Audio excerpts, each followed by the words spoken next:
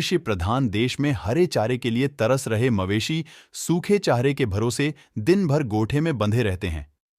पशुपालक बड़े पैमाने पर मिट्टी के मोल बेच रहे मवेशी पिछले कई वर्षों से मवेशी को हरा चारा मिलना मुश्किल हो गया है।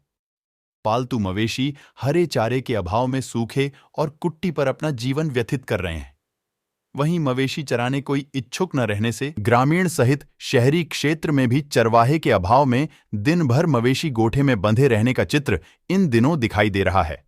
बता दें कि भारत देश को कृषि प्रधान देश कहा जाता है। यहाँ की 80% आबादी खेती पर निर्भर रहती है। ऐसे में लोग खेती के साथ साथ पशुपालन भी बड़े पैमाने पर करते थे। अब बदलते समय में कई किसानों के पालियों की दिलचस्पी खेती के साथ ही पशुपालन में नहीं रही है। वे शहरों का रुख कर रोजगार की तलाश करते हैं, जिसके कारण खेती जमीन कहीं टुकड़ों में बंट गई है।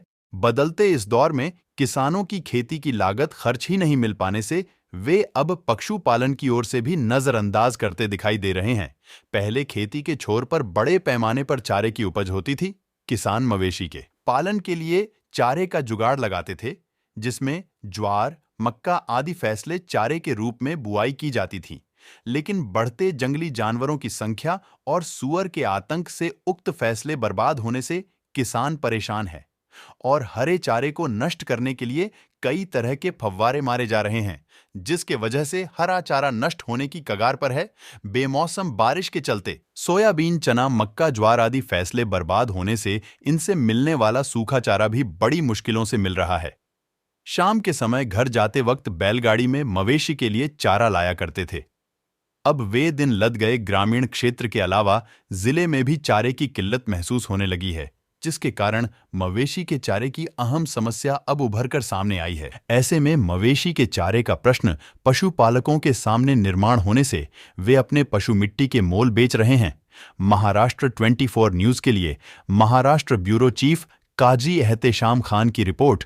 जनावर एकाचं कारण एकच आहे की चारा पाण्याच्या अभावी पूर्ण सत्यानाश झाला।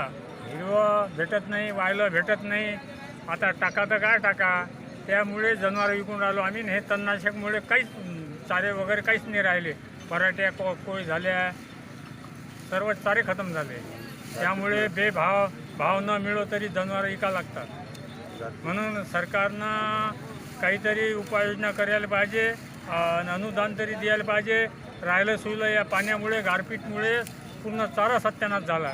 त्या चाऱ्याच्यानं आता काय इलाजच नाही, म्हणून चारा आम्हाला मिळला पाहिजे गव्हर्नमेंटकडून, अशी आमची अपेक्षा आहे। गव्हर्नमेंटकडून काही आम्हाला वायरंटीला भेटेल त्याचंच फार मोलानं हे होईल। आता शेतकऱ्याला काहीच भेटत नाही हाती।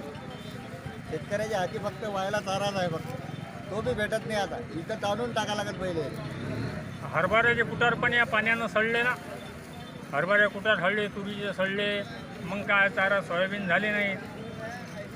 त्यामुळे आता आखरी पर्याय हा जनावर विकणं। विक्याचं कारण हा एकच आहे फक्त की चाऱ्यामुळे। आणि ज्यावेळेस आम्हाला 5व्या महिन्यात 6व्या महिन्यात जर जनावर घेऊ तर दाम तिप्पट चौपटनं घ्यावं लागतील आणि आमची हैपत्ती चालणार नाही। तरी सरकारनं इतकी कृपा तरी करावी की चाऱ्या छावण्या उभ्या करून चारा तरी पुरवायला पाहिजे। हे आमची सरकारला हात जोडून विनंती आहे। 10,000ला विकले, सकाळी आम्हाला 40,000चे विकत घ्यावं लागेल। काय करावं शेतकऱ्यासाठी आहे काय सरकारनं करायचं?